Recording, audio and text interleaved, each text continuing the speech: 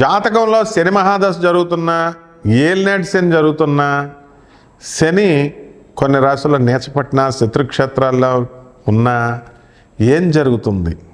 శని మీ తోలు తీసేయడం గ్యారంటీ. శని జగద్గురువు ఆయన. మొత్తం 9 గ్రహాలలో సర్వశ్రేష్టమైనటువంటి గ్రహస్థితి. శని దేవుడు అన్నారు ఆయన్ని.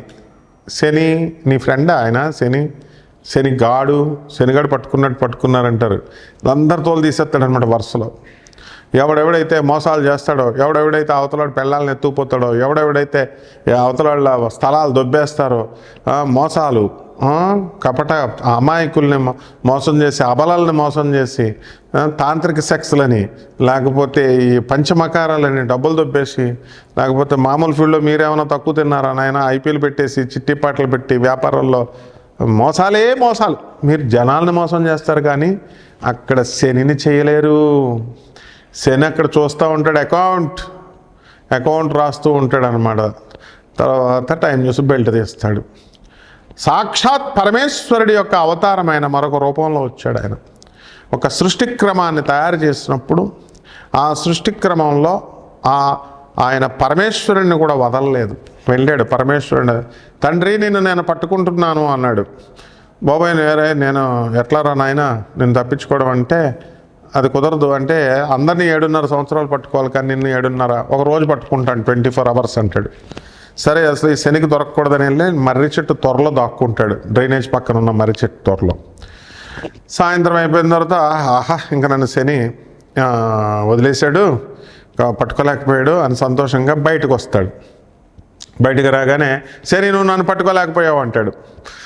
తండ్రి మీరు ఎక్కడుండాలి అంటాడు. కైలాస పర్వతం మీద హాయిగా దేవతలందరూ ఆసీనులు అయితే మీరు ఆసీనులు అయితే ఆసీనులంతా వాళ్ళంతా డ్యాన్సులు వేస్తూ, నందీశ్వరుడు భృంగీశ్వరుడు మిమ్మల్ని సేవిస్తూ సకల దేవతలు ఉండాలి. ఇక్కడ డ్రైనేజ్ పక్కన ఒంటరిగా ఉండి చెట్టు త్వరలో కూర్చుని ఒంటరిగా ఉన్నావు అంటే శని పట్టుకుంటాడు. పట్టుకున్న వాడికి పెళ్ళాం వెళ్ళిపోద్ది, పెళ్ళాం వదిలేస్తుంది, ఒక్కడే మిగిలిపోతాడు. ఐసోలేటెడ్, ఒంటరిగా ఉంటారు. అందుకే శనిగ్రహం బలంలో ఉన్నటువంటి వాళ్ళు మూడీగా ఉంటారు. వాళ్ళు మొహంలో దాచుకోరు, ఏదన్నా పైకి చెప్పేస్తారు. ఒంటరిగా ఉన్నప్పుడు వాళ్ళకి వైరాగ్యం ఉంటుంది. ఆ తర్వాత రెండవది బ్రహ్మదేవుణ్ణి పట్టుకున్నాడు. తండ్రి నేను పట్టుకుంటున్నాను అన్నాడు. ఇదేంట్రా బాబు నేను మొత్తం సృష్టిస్తాను తండ్రిని, నన్నే హెడ్ ఆఫ్ ది ఫ్యామిలీని పట్టుకుంటే చిన్నవాళ్ళకి నేను లోకువైపోతాను మానవులందరికంటాడు. కుదరదు తండ్రి, నిన్ను అట్లీస్ట్ 2.5 సెకండ్లు పట్టుకుంటాను, 2.5 నిమిషాలు అంటాడు. ఓకే క్యారీ ఆన్ అన్నాడు ఆయన. అనేసి శనిని తప్పించుకోవాలని బ్రహ్మదేవుడు బ్రాహ్మణ వేషం వేసుకొని కృష్ణానదీ తీరంలో మా బెజవాడ కనకదుర్గమ్మ గుడి ఆ దగ్గర కింద తిరుగుతుంటే అక్కడ నాలాంటి ఒక జ్యోతిష్కుడు వచ్చి బ్రాహ్మణ వేషంలో ఉన్నాడు కదా. ఇంకో బ్రాహ్మడు వచ్చాడు దరిద్రుడు. అయ్యా నేను దరిద్రం అంటే నేను మంచివాడిని కాబట్టి పుచ్చకాయ దానం ఏమంటాను, మరి మిగతా వాళ్ళంతా 2 లక్షలు పట్టరా అంటారు. 2 లక్షలు పట్టరానైనా నీకు ఏదో ఒకటి చేస్తాం శనికి, వీళ్ళు పెద్ద ఏదో శనీశ్వరుడికి పియ్యేలాగా అంటే సరే అప్పుడు ఏం చేస్తారు, ఆయన ఈ బ్రాహ్మణ పుచ్చకాయని లాగా తెల్లటి గుడ్డలో సంచిలో పెట్టి ఇలా బ్రహ్మగారికి ఇస్తున్నాడు. పొరపాటున ఆ కాయ కింద జారిపడింది. శనిదేవుని యొక్క మహిమ వల్ల మాయ వల్ల కాయ పగిలింది కదా, ఆ రసం కారుతుంది కదా, పుచ్చకాయ రసం కొంచెం ఎర్రగా ఉంటుంది కదా. ఇప్పుడు శనిదేవుడు మాయ చేశాడు కదా, దానికి ఇంకా ఎర్రగా ఎక్కువైపోయింది, ఎరుపుతనం ఎక్కువైంది. అప్పుడు అది రక్తంలాగా కనబడింది. తెల్లగుడ్డ కదా బయట, అది రక్తంలా బయటకు వస్తుంది. రౌండ్గా ఉంది కదా, అది మానవ తలకాయలాగా ఉంది. కపాలాలు పూజ చేస్తాం అని కపాలాలు అఘోరీలు అంటారు కదా, వీళ్ళు అలా సంచిలో వేసుకున్నాడేమో అని రక్షక భటులు పోలీసు వాళ్ళు వెళ్తే ఇదేంటిది అంటారు. ఈయన బ్రహ్మదేవుడు ఏం చేస్తాడు, ఇదిగో ఏం కాదు బాబు ఇది పుచ్చకాయని తీసి చూపిస్తాడు. సరేనా వదిలేస్తారు. కానీ బ్రహ్మదేవుడు అంతటి స్థాయి వాడినే ఒక మామూలు కానిస్టేబుల్ రక్షక భటులు తన సృష్టించినటువంటి రక్షక భటులు వచ్చి తండ్రి అయినటువంటి బ్రహ్మదేవుణ్ణే నిలదీసి అడగడం, అది చాలు అనమాట అవమానం. ఇదే శనిని పట్టుకోవడం అంటే, అంతేగాని ఏదో చేయడం అనమాట. ఇక బ్రహ్మదేవుడిని వదలలేదు, శివుణ్ణి వదలలేదు. శివుణ్ణి పట్టుకోవడం అంటే నటన అదంతా. శివుడు నిజంగానే పట్టుకున్నాడు. అక్కడ ఏంటి, శివుణ్ణి పట్టుకున్నాడు. కానీ శివుడు ఆయన అవతారం కాబట్టి ఈ సృష్టి క్రమంలో శనీశ్వరుడు పట్టి పీడించాలి కాబట్టి ఆ క్రమాన్ని ఇక్కడ అలవాటు చేయాలి కాబట్టి ప్రజలు దొరికిపోయినట్టుగా యాక్టింగ్ చేస్తాడు. పరమేశ్వరుని ఎవడో పట్టుకోలేడు. శని వేరు శివుడు వేరు కాదు, ఇద్దరు ఒకటే. అది ఆ ఆర్డర్ నేర్పిద్దాం. ముందు మనం సలహాలు చెప్పేటప్పుడు ఒక మాట వినాలి కదా, మనం చేసి అవతలడికి చెప్పాలి. అంతేగాని మనం చేయకుండా నేను మటన్ రోజు చేయను మీరు చేయండి అంటే కుదరదు.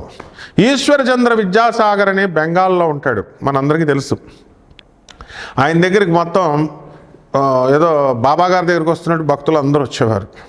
ఒక లేడీ ఏం చేస్తుంది, చాలా దూరం నుంచి చిన్న కొడుకుని తీసుకొని వస్తుంది ఆయన దగ్గరికి దర్శనం కోసం. వచ్చి ఎక్కడి నుంచి వచ్చిందండి, ఒక 1000 కిలోమీటర్లు, ఢిల్లీ నుంచి కలకత్తా వచ్చింది. వస్తే ఏంటమ్మా అంటే, మా అబ్బాయి స్వీట్లు తింటున్నాడు సార్ అంటది. అయితే నువ్వు నెక్స్ట్ వీక్ రామ్మా, లేకపోతే 15 days తర్వాత రామ్మా అని పంపించేస్తాడు. ఈవిడ మళ్ళీ కష్టపడి 15 రోజుల తర్వాత వస్తుంది. వస్తే బాబు స్వీట్లు తినకమ్మా అంటాడు. ఇదేంట్రా నాయన, ఈ చెప్పేది ఏదో ఫస్ట్ రోజునే చెప్పుంటే నా ఛార్జీలు మిగులును, నా శ్రమ మిగులును కదా అనుకుంటుంది. అప్పుడు విద్యాసాగర్ని అడుగుద్ది, ఈశ్వరచంద్ర విద్యాసాగర్ అని, సార్ ఆ రోజే మీరు చెప్పుండొచ్చు కదా అంటే, ఎలా చెప్తానమ్మా నేను అప్పటికి నువ్వు వచ్చినప్పటికి నేను కూడా స్వీట్లు తింటున్నాను కాబట్టి నేను తింటూ మీ కొడుకుని మానమని చెప్పలేను. ఆచరించేవాడికి హక్కు ఉంటుంది. అలా నేను మానేశాను ఇప్పుడు 15 days, కాబట్టి ఇప్పుడు నాకు హక్కు వచ్చింది, నేను మీ వాడికి తినొద్దరా అని చెప్పాను అంటాడు. అనేసరికి అలా బ్రహ్మదేవుడు పరమేశ్వరుడు కూడా శనీశ్వరుడు యొక్క మాటలను మనం గౌరవించాలని ఆ సృష్టిక్రమం కోసం వాళ్ళు ఆచరించి చూపించారు ఆదర్శవంతంగా. అంతేగాని బ్రహ్మదేవుడినే పట్టుకున్నాడు, బ్రహ్మదేవుడు చాలా చిన్నోడు, శివుడిని పట్టుకున్నాడు, శివుడు చాలా చిన్నోడు, శని పట్టుకున్నాడు, శని చాలా గొప్పడు, ముగ్గురు ఒకటే గాడిద. కాబట్టి ఇలా గాడిదలు ఆలోచిస్తాయన్నమాట, ఎంతసేపు తప్పులను పట్టుకోవాలని. ఇది తప్పనమాట. అలాగే కళత్రపుత్ర శత్రుత్వ కారణాయ నమః అన్నారు. శని ఎప్పుడైతే ఏ స్థానంలోకి వస్తాడు, 7వ స్థానంలోకి వచ్చినప్పుడు పెళ్ళాను మొగుడిని లైక్ చేయదు, గొడవలు, పిల్లలు వ్యతిరేకం, రివర్స్ అయిపోతారు. కళత్ర పుత్ర శత్రుత్వ కారణాయ, భార్య పిల్లలకి ఫైటింగ్ పెట్టేస్తాడు, వీళ్ళు విడిపోతారు. విడిపోకపోయినా కొట్టుకు చేస్తూ ఉంటారు.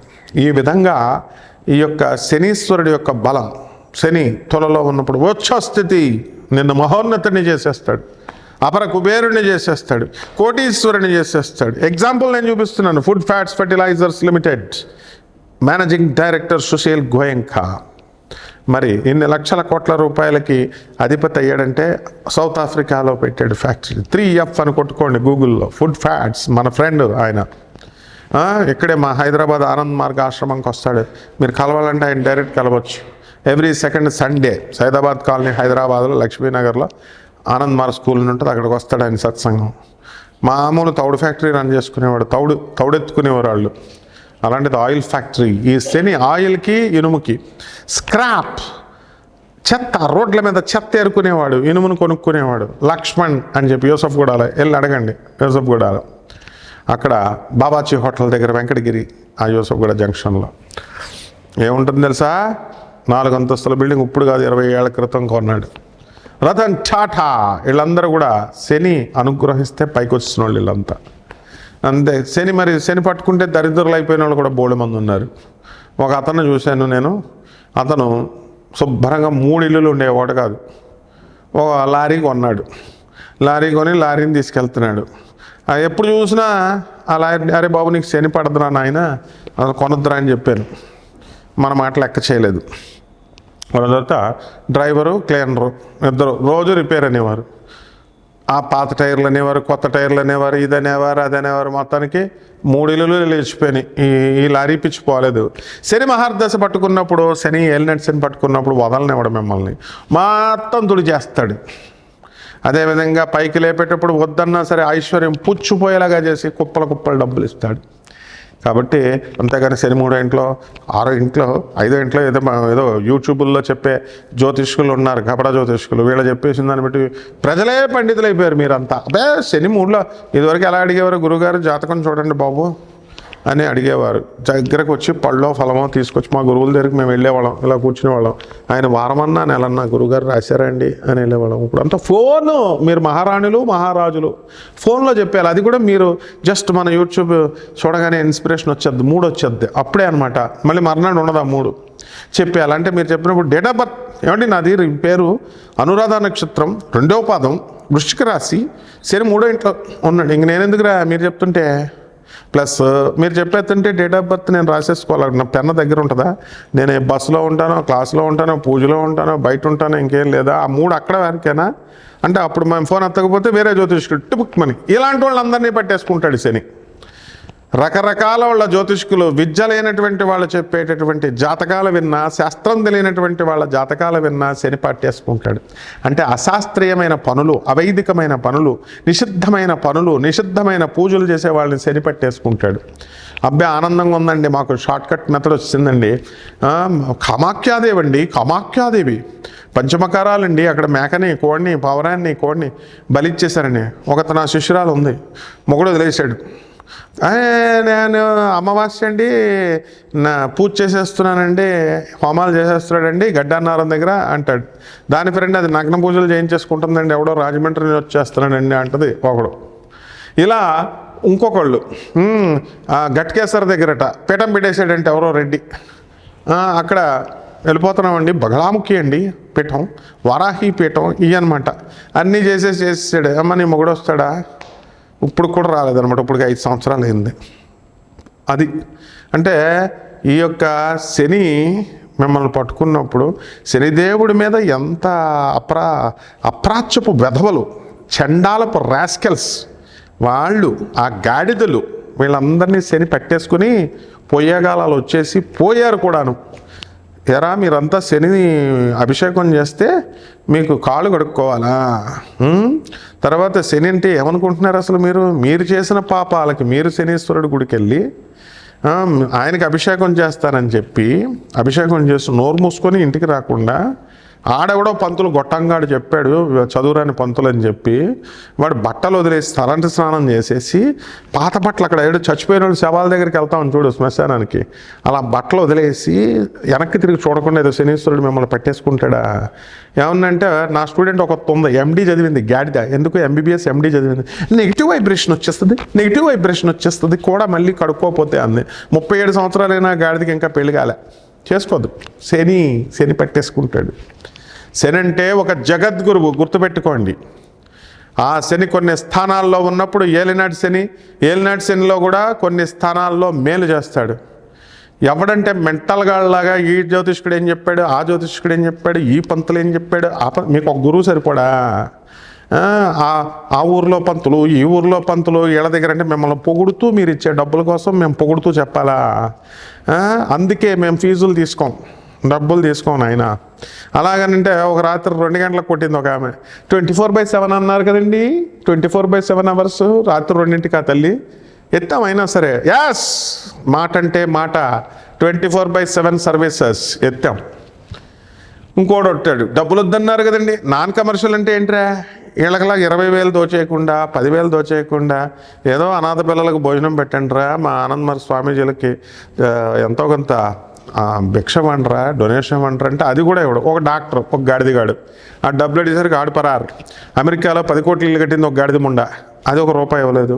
ఒక లాయర్ గాడు, ఒక వేస్ట్ నా కొడుకు, ఆడి కోడలంట ఏకంగా లేచి వెళ్ళిపోయిందంట, అక్రమ సంబంధాలు ఉన్నాయని చెప్తున్నాడు. ఆడు మా ఆశ్రమానికే ఫోన్ చేశాడు, ఏదో పెద్ద పోటుగాళ్ళలాగా. ఒక ₹10 ఇచ్చిన వాళ్ళు లేడు. నేను మహానుభావులందరినీ చాలామందిని పరిచయం చేశాం మా స్వామీజీలకి. అరే గాడిదల్లరా, 10,000 మంది అవధూతల్ని, సాధువులను తయారు చేసిన సంస్థ డాక్టర్ ఆనందమూర్తి. తర్వాత నోబెల్ ప్రైజ్ విన్నర్గా 1993లో ఎకనామిక్స్లో నోబెల్ ప్రైజ్ విన్నర్ని ఇచ్చినటువంటి వాడరా నా గురువు ఆనందమూర్తి. పిఆర్ సర్కార్ అని కొడితే వస్తుంది. కాబట్టి జాగ్రత్తగా ఉండండి అమ్మా, ఖచ్చితంగా పట్టుకుంటాడు. ఒకటికంటే ఎక్కువ గురువులను పట్టుకున్న వాళ్ళని, ఒకటి చెప్పిన దాన్ని గురువుల్ని ఎదిరించే వాళ్ళని, తర్కం చేసేవాళ్ళని, రావి చెట్టు కింద కూర్చొని శనీశ్వరుడు గుడి పక్కన శపిచ్చేసాను ఒకడు. వాడు నీ తల్లికి నువ్వు తిండి పెట్టుకోరా అంటే ఏంటి 50 కోట్ల రూపాయలు వస్తారన్నారు, తర్వాత 6 స్త్రీలు వస్తారన్నారు. తమ్నైల్స్ ఎన్నో పెడతాం, మా ఎడిటర్లు పెడతారు, కమర్షియల్ వాల్యూస్తో వాళ్ళు పెడతారు. మరి ఛానల్స్ కెమెరాకి డబ్బులు ఎవడిస్తున్నాడు? డబ్బులు లైటింగ్ ఎవడిస్తాడు? కెమెరామెన్లు బతకొద్దా? యాంకర్లు బతకొద్దా? కరెంటు బిల్లు ఎవడ కడతాడు? బిల్డింగ్ అద్దె ఎవడ కడతాడు? ఇవన్నీ ఉన్నాయా? ఫ్రీగా చెప్పాలా మీ అందరికీ జాతకాలు? Free free free free free మీ మొగుళ్ళేమో మిమ్మల్ని కట్నాలు తీసుకున్నారు, సిగ్గు లేదు. మీ పెళ్ళిళ్ళకి ఫంక్షన్ హాల్కి డబ్బులు ఇచ్చి లక్షల రూపాయలు పెట్టి మటన్లు చికెన్లు పెట్టి భోజనాలు పెడతారు, శుభ్రంగా దొబ్బి తింటారు చుట్టాలంతా. వీళ్ళిద్దరు కొట్టుకు చేస్తారు. మీరిద్దరు కొట్టుకు చేసినప్పుడు ఒక్కడు ఆ తిన్నవాడు ఒక్కడు కూడా పోలీస్ స్టేషన్కి సాక్షి రాడు, కోర్టుకి సాక్షి రాడు. కానీ పేదవాళ్ళకి మాత్రం మీరు పెట్టరు. పేదవాళ్ళకి ఏమన్నా దానం చేయండి రా పంతుల కంటే రేషన్ బియ్యం ఇస్తారు. మీకేమో అన్నీ ఇలాగే అన్నమాట చేసేది.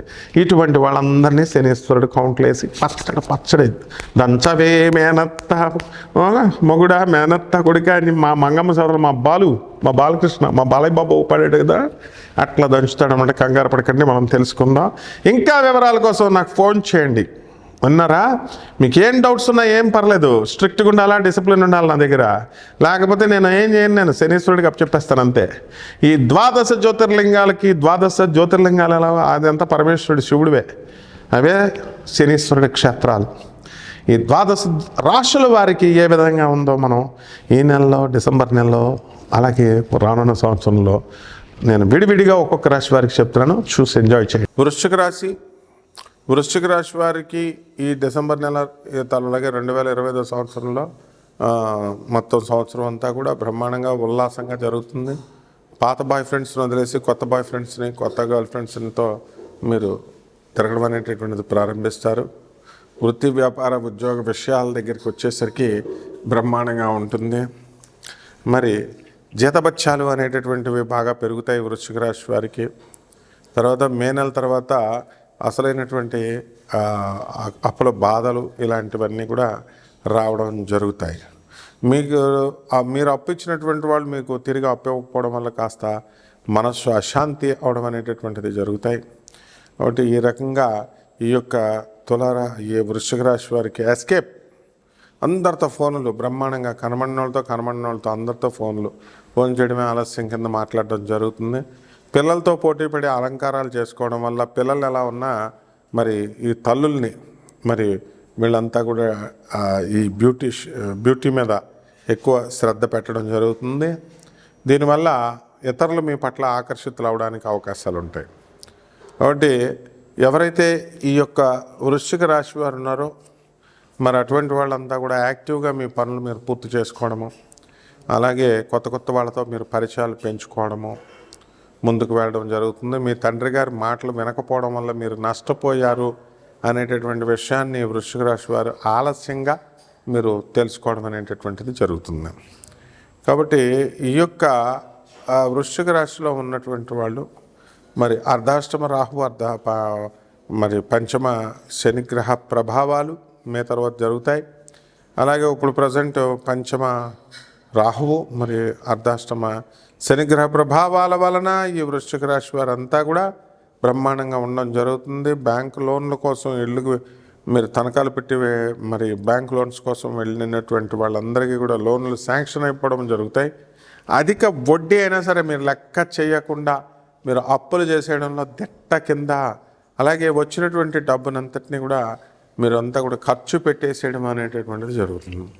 అలాగే ఈ యొక్క వృశ్చిక రాశి వారికి పరిహారాలు ఏమిటంటే, ఈ రాశి వారికి మరి రావి చెట్టు చుట్టూ రోజు 41 రోజులు చొప్పున 41 సార్లు చేయండి. ఇంకా ఒక విశేషమైనటువంటి కోరిక కనుక మీకు ఉన్నట్లయితే మీరు 108 సార్లు మీరు ప్రదక్షిణ చేయాలా. అలాగే ఈ యొక్క వికలాంగులకి అందరికీ కూడా మీరు పనులు చేసి పెట్టాలా, సహాయాలు చేసి పెట్టాలా, ధన సహాయం అది కూడా. అలాగే పేదవాళ్ళందరినీ కూడా కరుణతో చూస్తూ మీరు ముందుకు వెళ్ళకపోతే కనుక మీకు ఏ విధమైన పరిహారాలు కూడా ఫలించవు. శుభమస్తు.